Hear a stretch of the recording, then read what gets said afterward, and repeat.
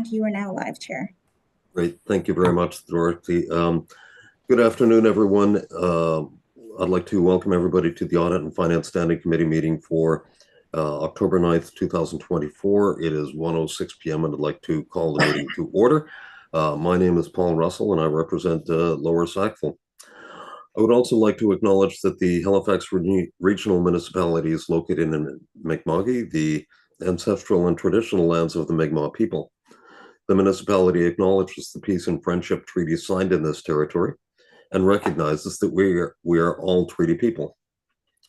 Moving forward, we have the approval of the minutes of September 6th and 25th of 2024. Can I have someone move the adoption of those minutes? Thank you, Councillor Hensby. Seconded by Councillor Stoddard. Thank you. Are there any errors or omissions? Not seeing any. All in favor of the minutes, please signify by saying aye. Aye. Aye. All opposed? Great. Thank you. The next item is the approval of order of business and approval of additions and deletions. Over to the clerk. Do we have any changes from your end today? Yes, we do have an addition, which is 16.1, which is the action plan on enterprise risk management that's been added to the agenda. Okay, thank you. And that report has been circulated to everybody in the Audit and Finance Standing Committee, and I've also circulated it to everybody in Regional Council. So can I have a motion to approve the agenda as amended, please? Thank you, Mr. Mayor. Seconded by Councillor Stoddard. Any further changes from the committee? Not seeing any. All those in favor of the agenda as amended with the addition of 16.1, please signify by saying aye. Aye. Aye. All opposed? Great. We have an agenda. Business arising out of the minutes? There doesn't seem to be any. Call for declaration of conflict of interest? And I don't see any there. Motions of reconsideration, motions of rescission, consideration of deferred business, and notices of tabled matters are all none. We're on to correspondence. Do we have any correspondence today? No correspondence has been received by the clerk's office. Okay, thank you. And do we have any petitions? No petitions have been received by the clerk's office. Okay, thank you. And there are no presentations today. The next item on the agenda is public participation, and this is the chance for anybody to come forward and make a presentation to the Audit and Finance Standing Committee. As of 4:30 p.m. on Tuesday, October 8th, there were no registered speakers for this meeting, and therefore there are no public participants, so we're going to move forward on this. The next item on the agenda is 12.1. It's information items brought forward, and this is from Councillor Hensby bringing forward the action plan for the management of hiring practices audit. And as I understand it, we have a presentation today. Yes, Mr. Chair. This is Britt Wilson. Can you hear me? Yes, we can hear you fine. Okay. Britt Wilson, Executive Director of Human Resources. And thank you, Mr. Chair and Audit and Finance Committee for giving me the opportunity to present on our hiring audit action plan. Excuse me. I'm going to try and share my screen and hope that everything works. It worked earlier, so.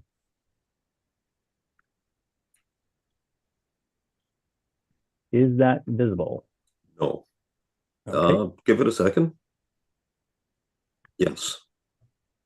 Excellent. Yes, it just came through. Okay. So once again, Britt Wilson, Executive Director of Human Resources, with an update on our hiring audit action plan. So on March 24th, 2024, Audit and Finance Committee requested that the CAO develop an action plan to address the 17 recommendations from the Management of Hiring Practices Audit completed by the Auditor General, and to report back on that action plan within 6 months. On behalf of the CAO, Human Resources did develop an action plan, which was presented as an information item at the September 6th, 2024 Audit and Finance Committee meeting. HR has developed an action plan to address all 17 recommendations, and the Director of Talent Management in my office has been assigned responsibilities to oversee the implementation of the action plan. And in order to facilitate the effective completion and tracking, each recommendation has its own project plan to help ensure that the work is moving forward as projected. One of the main components of the action plan that we had to look at was the integration of the recommendations from the Auditor General, the 17 recommendations, and how to do that within a framework of hiring efficiency. So the efficiency of our hiring process is an important consideration. And therefore, we have partnered with the Corporate Performance Excellence team, who is working with us to collaborate in order to review and analyze new or amended processes through a performance excellence lens, and provide guidance and to ensure efficiency and effectiveness of our hiring process with respect to both the current state and the adjusted state as we implement the recommendations from the Auditor General. The other important component that the Performance Excellence team is helping us with is to facilitate collaboration with other internal key partners to ensure roles and responsibilities are clearly defined and documented in cross-functional processes so that they're effective and efficient. The hiring process is not just an HR process. It involves managers from across the organization. The hiring managers have the ultimate decision when in the hiring process, and we want to facilitate as much as possible an effective and efficient process with them. Recruitment at HRM continues to be a high demand service. Many of the resources required to complete the action plans are involved in the recruitment process. As a result, we have identified that in order to implement the 17 recommendations within the 18-month timeline, there will be additional resources required by HR. Additional resources will also be required to ensure that the standards established by implementing the 17 recommendations are maintained going forward. Some interim funding for part of the additional resources in the 24-25 budget year have been identified, but we will be incorporating the remaining resource requests as part of our 25-26 budget submission. There's some detail. As you can see, there's a combination of temporary positions, some permanent positions, and some membership or information dues to implement our action plan. So we have some components of it that are going to be in the 24-25, and then pushing out components of our resource requirements into 2026 and 27.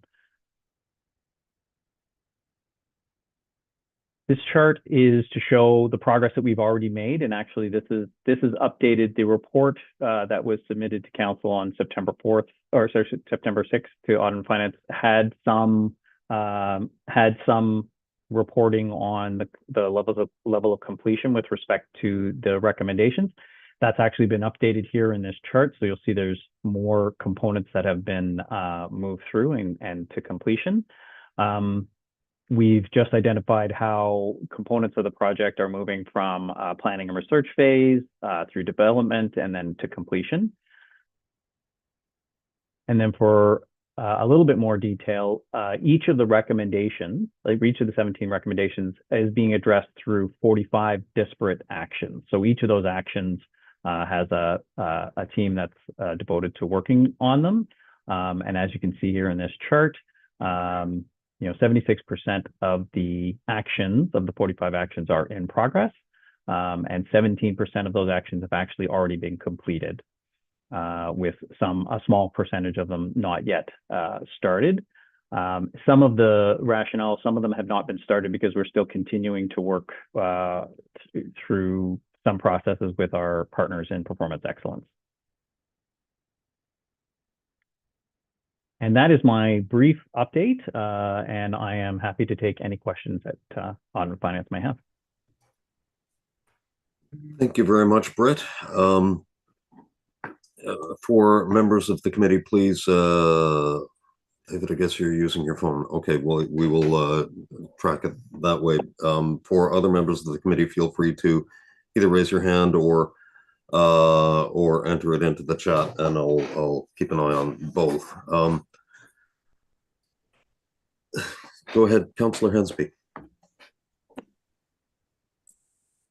Thank you very much. In regards to the hiring practices, all the positions we're talking about here and stuff, how many of them are union positions versus management positions, non-unionized positions? Is there a different audit going to be done for those different type of internal hires or whatever in hiring positions? You know, unionized versus non-unionized. Is my first question.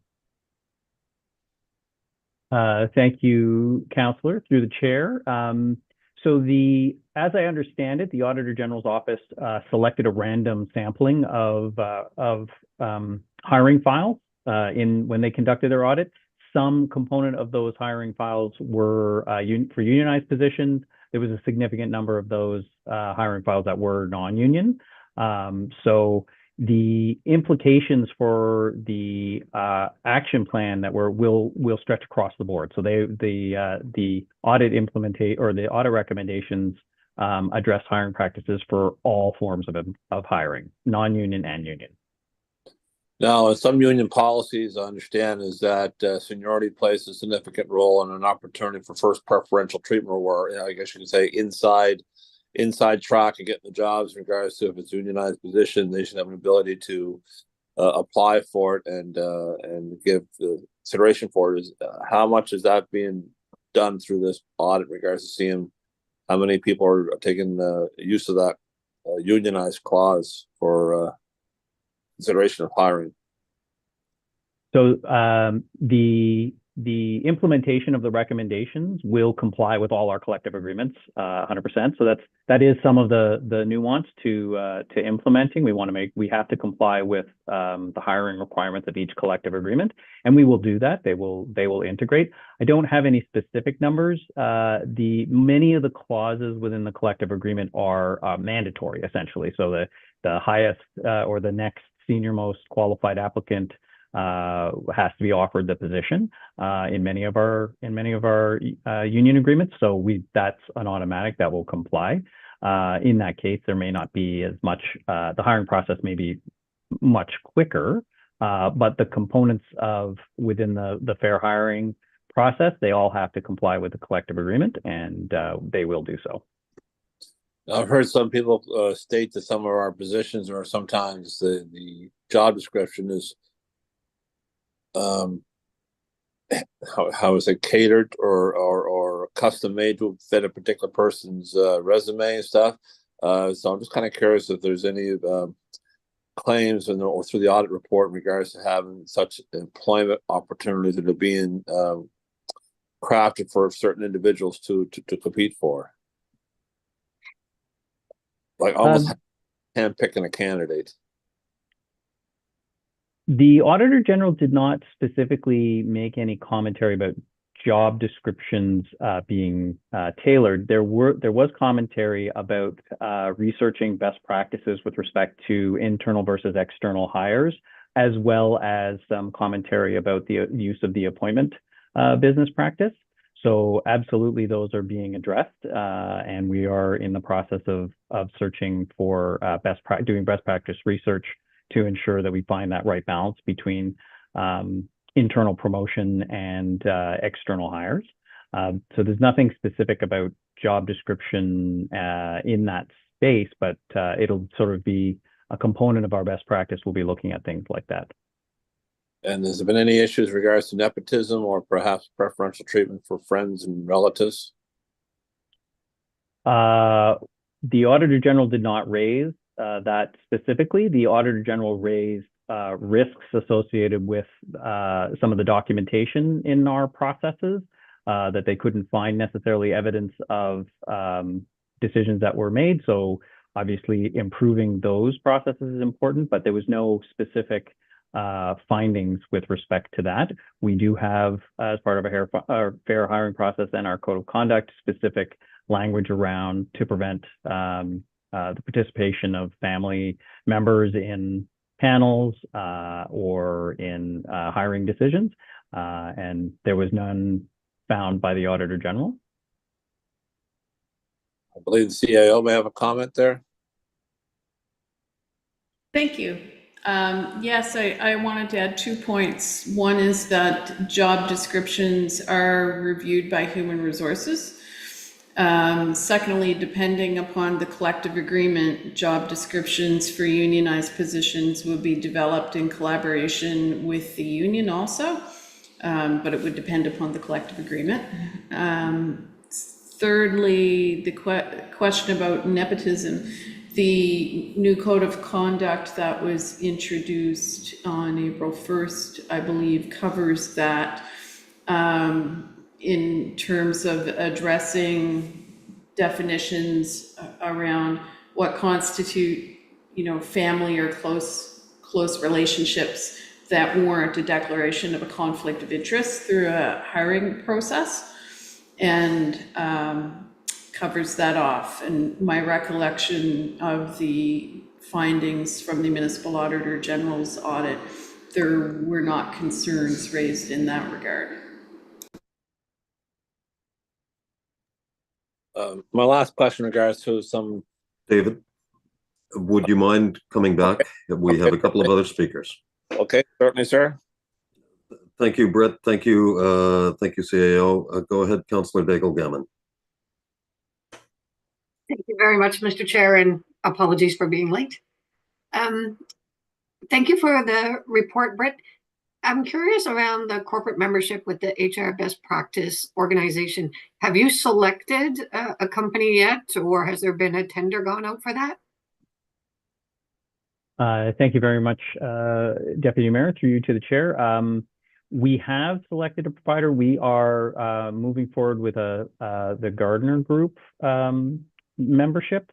Our IT department has a Gardner membership, and it's a very well-known and broad knowledge base, and so we're engaging that group.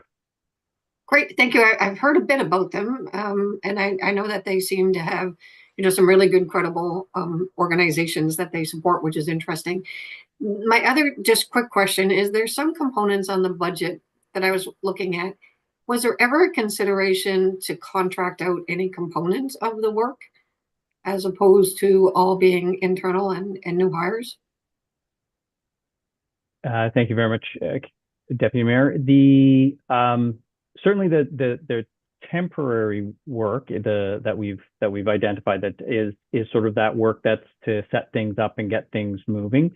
In terms of contracting out, at this point in time, the go forward maintenance of the implementations we expect to be better delivered through internal resources. A lot of those resources we're looking at are helping to ensure that our recruitment team is well managed and has the capacity to make sure that the documentation and the information that's collected through the recruiting process is well stored. Okay, I was just curious because in 24-25, 79.4, and then 25-26, 85.6, sometimes it's hard to get those temporary positions, right? To be able to do the quality work that you want done.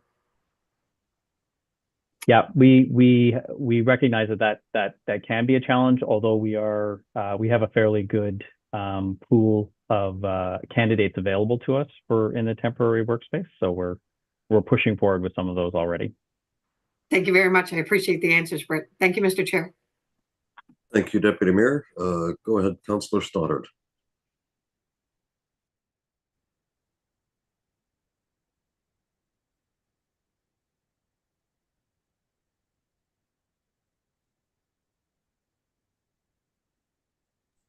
Iona, you appear to be muted. Got it. There we are. Okay. Thank you. Councillor Hensby took some of my thunder because one of the things I was going to ask about is nepotism. I know in the past it has happened. Seen it personally, but it's going to be improved, so I'm not worried about that now. My other question is racism. I know racism according to color and disability and favoritism and nepotism, religion, sex, sexual orientation, and on and on. It takes a big part of the word racism. And I know there's been an issue, and I don't know if it's been solved yet or not, or if it can be solved. It's the identification of being, for instance, I'll give you an example of being from another culture or race, or having any type of disability. A lot of people that I've known will not check off that box because they feel immediately they're going to be sorry.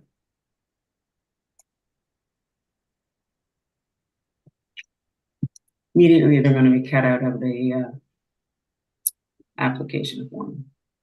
And I have seen that recently.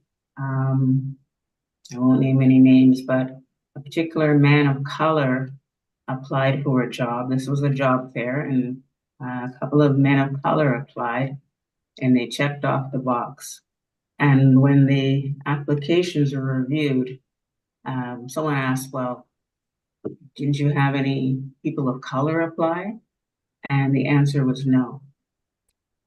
Even though there were some applicants of color, some Black men. And I know this was 5-10 years ago, but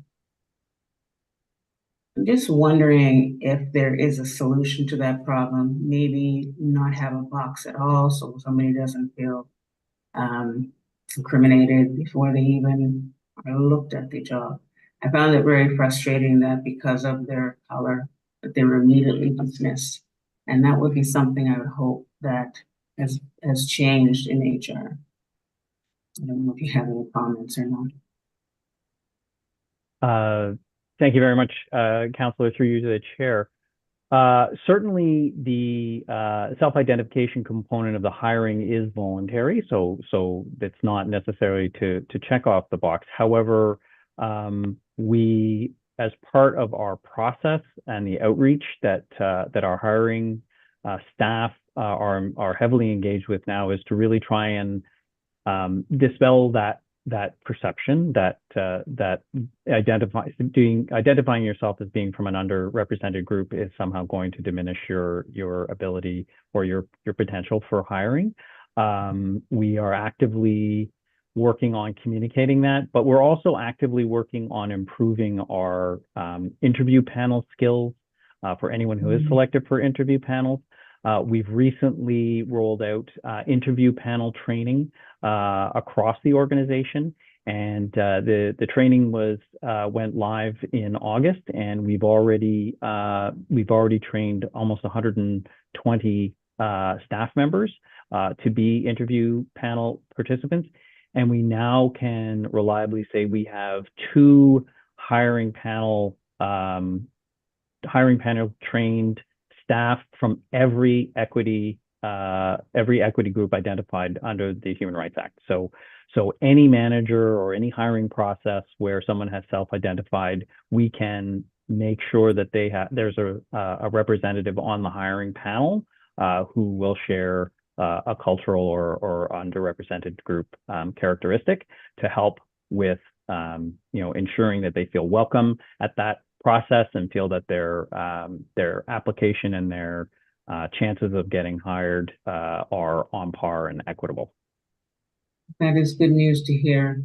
Now people and new hires might feel more comfortable in saying if they are of a certain race or religion, of the male or female.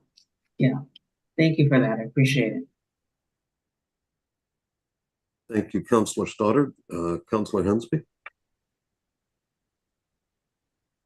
Thank you, Mr. Chairman. The last question is referring to whether there may be reports of unfair hiring practices being seen or witnessed, whatever, and we have a whistleblower legislation, whistleblower protection. When there is a discrepancy or discussion or disagreement in regards to how persons are being hired or being evaluated or being relieved, we have from time to time the use of non-disclosure agreements in regards to trying to settle some of these disagreements. So I'd like to know in regards to this hiring practice audit, how will whistleblower protection and use of NDAs be used? Go ahead, CAO. Yes, so through hiring practices, NDAs aren't used. NDAs have only ever been used by the municipality as part of settlement agreements or termination processes. With respect to the other part of your question, could you just say that again? In regards to whistleblowing, Whistleblower, yes. So we do have from time to time candidates who go through a hiring process who do not feel it has been conducted correctly or are questioning why they weren't the successful candidate in the position. So currently, there are a number of ways that that issue can be addressed. Candidates can get a debrief through human resources and the hiring panel. They may be dissatisfied with those answers in terms of how they placed in the competition or why they did or did not screen in. The current mechanisms that are in place include, and it would depend a little bit on whether it's a unionized or non-unionized position. If it's a unionized position, sometimes it can be addressed through a grievance process around a competition. But outside of that, there is currently a CAO hotline. We've also had some people file FOIPOP requests asking for all of the information around a competition, and we would be, providing the information through FOIPOP request. Now, with the introduction of the whistleblower policy, April 1st this year, we are in the process of signing with a company to do third-party, basically intake of whistleblower complaints and investigation of whistleblower complaints. So we've got the whistleblower policy in place right now to kind of replace the CAO hotline. What we've been doing this year is anybody making a submission under the whistleblower process, it's going to the CAO office. Only the CAO office staff are handling it. But eventually that's going to be outsourced to a third party when we get the contract signed. thank you.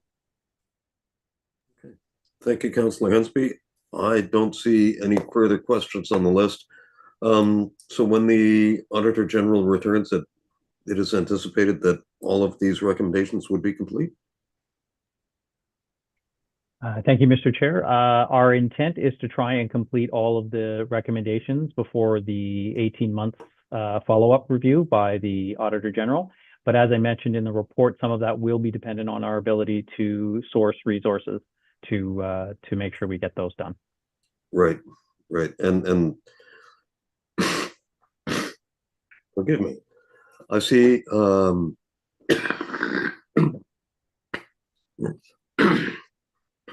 Forgive me.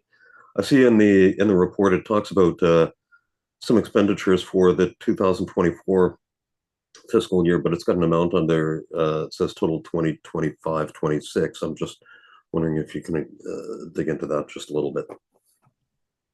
So Looking at the top of page 3. Thank you, Mr. Chair. Yeah, so so as it's broken out, there's some temporary in 24-25 and some prorated amounts. There's only the 6 months remaining in the year. So there's a mix. Like I said, there's some temporary positions, which some of which we've already we've found funding for and engaged. There's a component of the membership dues that we've also found some funding for and moving forward. But we expect that the work of some of those temporary positions will extend into the 25-26 year.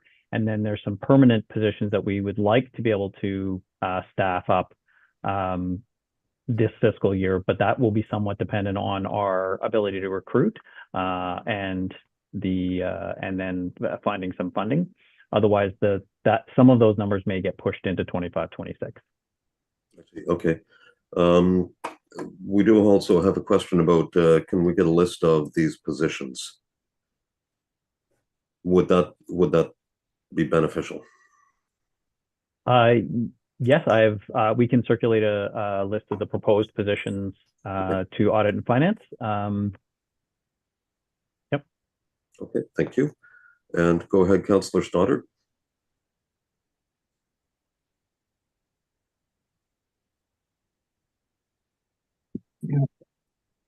Thank you, Mr. Chair. Just a couple of quick questions. I know we were talking about full-time and part-time. What about term and contract? How do we fit them into the equation? Thank you, Mr. Chair. Thank you, Councillor, through you to the chair. Do you mean the positions that we're looking to staff up, or do you mean the hiring of term or contract? You are muted, Iona.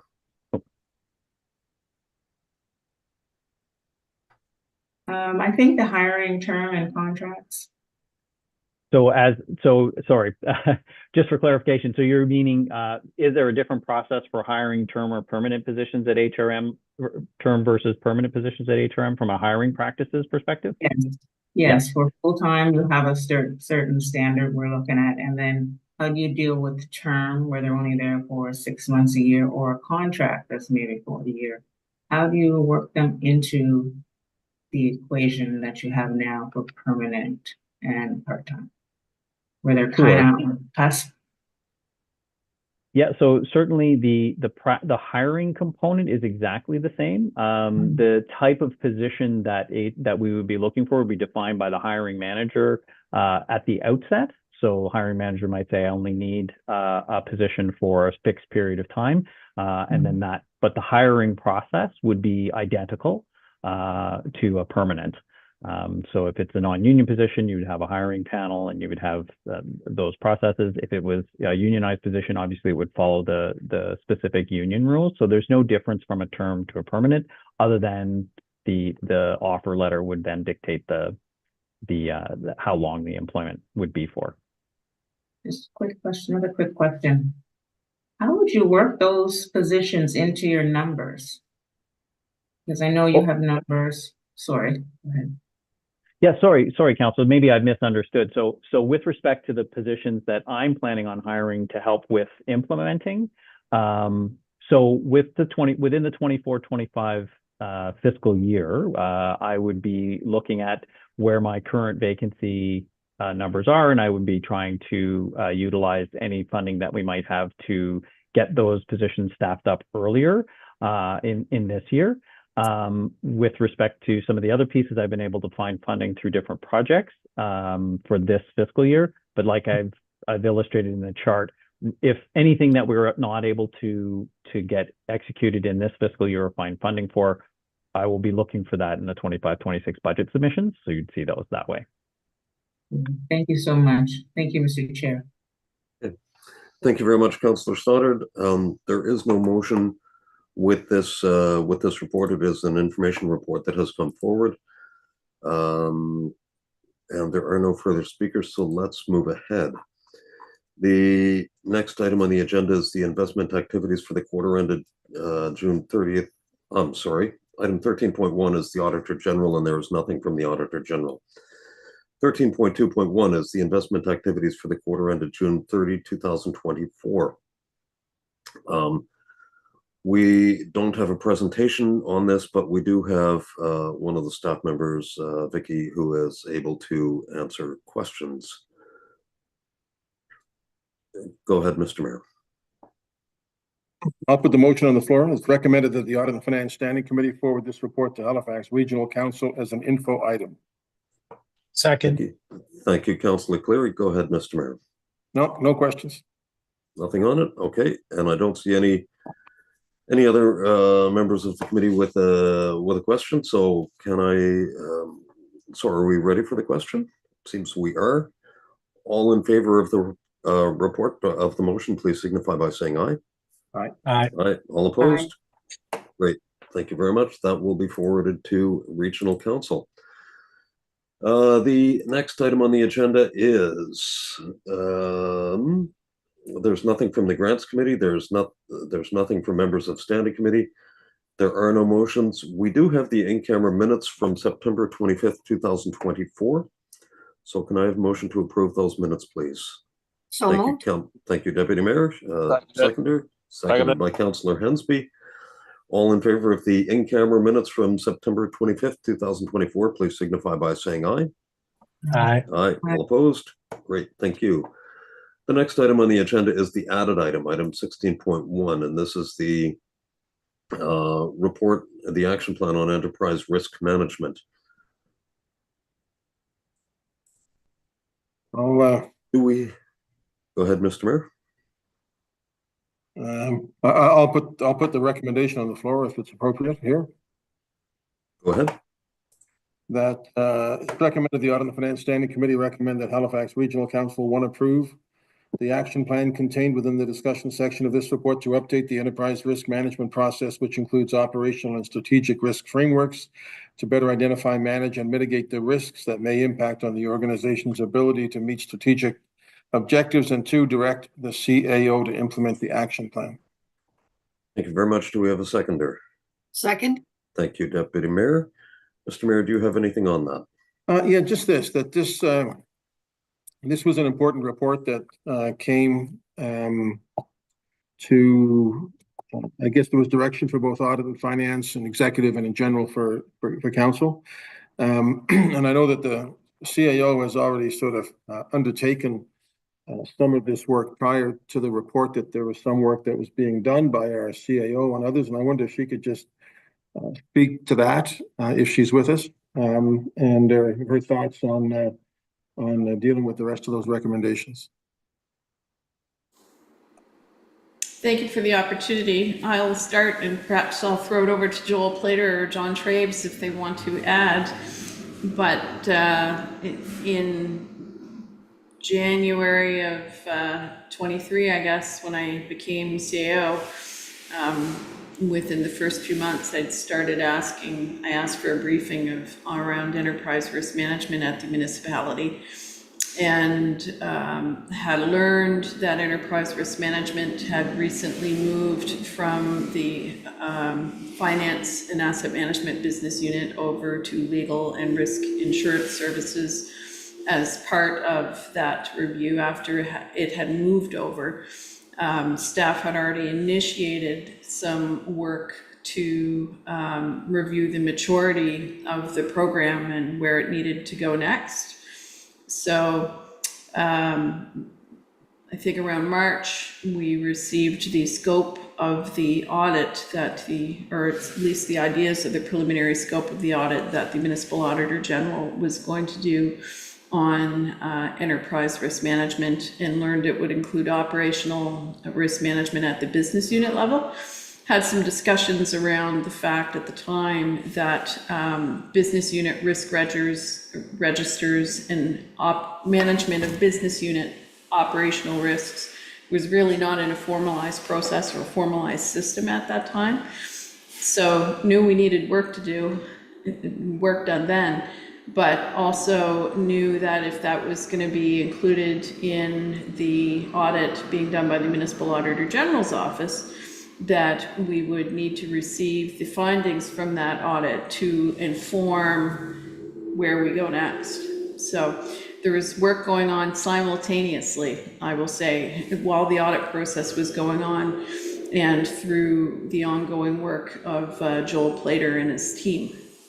And perhaps Joel would like to expand on that. Thank you. Yeah, we are continuing to move forward in updating the process. Right now, we have a draft policy that the CAO has received and reviewing. We should have a revised framework by the end of the month, which will be again reviewed. We've hired a person who will be focusing on operational risk, who's due to start November 1. So we are moving the process forward. The report outlines the timetable and the deliverables for each of the Auditor General's items. There's at this point, I'm confident that we'll get the lion's share, if not all of them, done within the timeline required. Just one little addition, if you don't mind. The goals and objectives that the Executive Standing Committee of Council approved for the CAO this year, one of the objectives in that is that the business units have their business unit operational risk registers done by March 31st, 2025. So that's the goal we're working to. It's cascaded down from the CAO's goals and objectives into the goals and objectives for each executive director and for each business unit. Another thing that we've just completed is updating all of the job descriptions for the executive leadership team. And within the job descriptions, one of the clear responsibilities now is each ED is responsible for creating and maintaining the operational risk register for their business unit, and for also contributing to and updating the corporate enterprise risk management registers. Okay, thank you, Mr. Mayor. Does that cover it?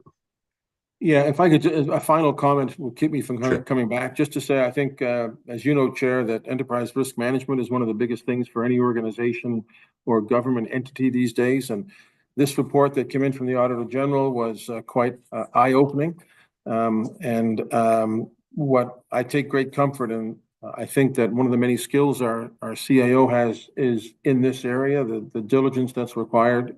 And as she's indicated, she's put it in her plan. We've discussed it at her performance review, and I have great confidence in Kathy and the folks that work in the organization to take this seriously and to meet those recommendations. So I thank the Auditor General, I thank our CAO and Joel and everybody else. Thank you very much, Mr. Mayor. Go ahead, Deputy Mayor. Thank you very much, Mr. Chair. Thank you, Joel, for the report. Thank you for answering my emails yesterday. As I was reading the report, you were great to answer my questions on it. One of the things that we did talk about is that I think sometimes people, you know, Mr. Mayor spoke so well about the importance of this, that sometimes it kind of gets a little glossed over and lost. And I know that in terms of a new council coming in, a new mayor and a new council, ensuring that there is some really dedicated space and time in council orientation just around the importance of this project and the action plan that we've got. So I'm going to look forward to that, seeing that. Thank you. Thank you very Mr. much. Chair. Thank you, Deputy Mayor. I appreciate that. I also appreciate that this report came forward. CAO, one of the things that you were talking about, I believe it was you instead of Joel that was talking about it, was that the risk register would be coming forward as of the end of March, which coincides pretty much exactly with the end of the fiscal year and the end of the budget process. I'm wondering, would that be something that would be included in the budget process? I assume it would help shape the budget.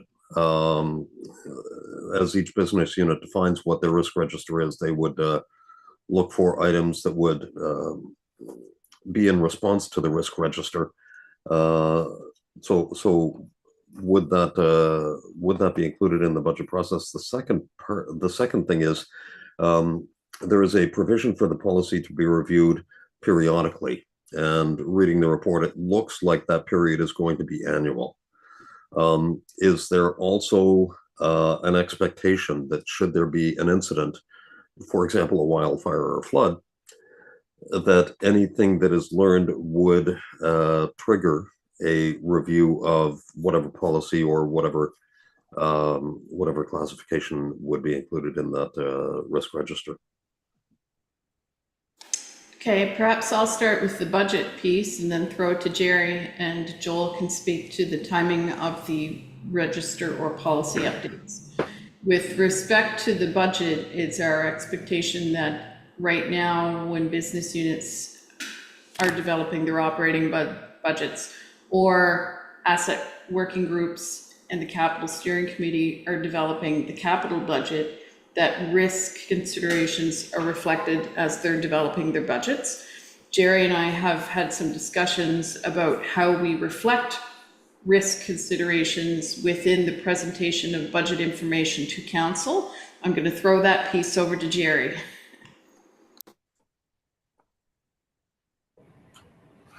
Thank you, CAO and Mr. Chair.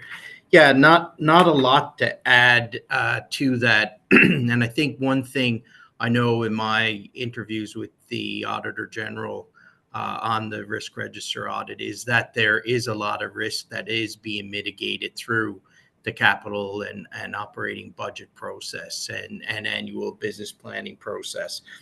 One of the things in terms of keeping risk registers up to date and business unit SWOT analysis is making sure there's a discipline in there. So I think one of the things that we really want to do as a discipline is as we work with the business units on building a budget and a business plan that will make it we'll be looking as an accountability that as part of the budget process that they review and update their business unit risk register, and if there's any new elements of risk that they'll be looking for budget money for, that should be highlighted in the budget presentation. So that's where we'll be sort of incorporating some of that into the budget is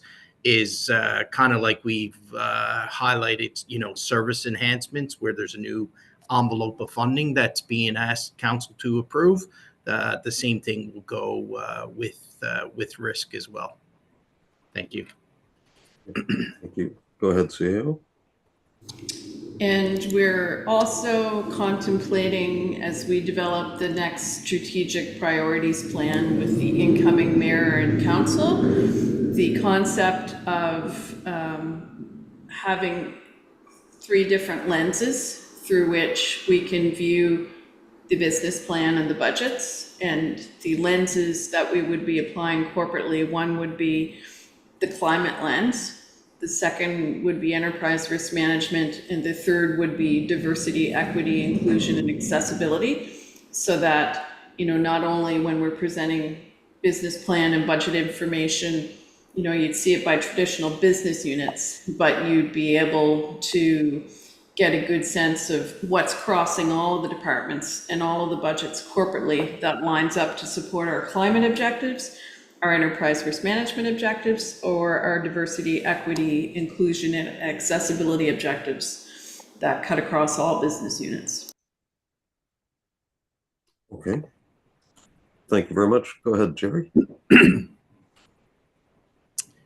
Yeah, thank you. Just to add on to what the CAO said about the new corporate strategy that's being developed for the next council. With the risk management lens, it'll be risk management and continuous improvement. So the next council is really going to get a really good look, excuse me, at the new strategic plan, and certainly risk management will be highlighted in that throughout. So that'll be introduced probably around January of next year. Thank you, Jerry. Go ahead, Joel. Sure, thank you. My response is going to echo Jerry's. The framework is set up to identify the cadence of the review. We're looking at being able to review it or have the business units review and update it on semi-annually with a complete review yearly. Obviously, in all things risk, you do need to have an adaptive approach to be able to review if there is a shock event. So yeah, to your initial question as to whether or not if we had a catastrophe, could we apply? Yes, definitely. We would be able to update the risk register based on the impact of those sorts of occurrences as they happen. Wonderful. Thank you very much. I see no further questions. Are we ready for the question? Looks like we are all in favor of the motion on the floor. Please signify by saying aye. Aye. Aye. All opposed? Aye. Thank you very much. That motion passes. Let's move ahead with the agenda. Notices of motion. I don't see any notices of motion. The date of the next meeting is December 11th, 2024. And so this will be with the after the election with the new council and the new Audit and Finance Standing Committee. And can I have a motion to adjourn, please? So moved. Thank you very much, Deputy Mayor. We stand adjourned.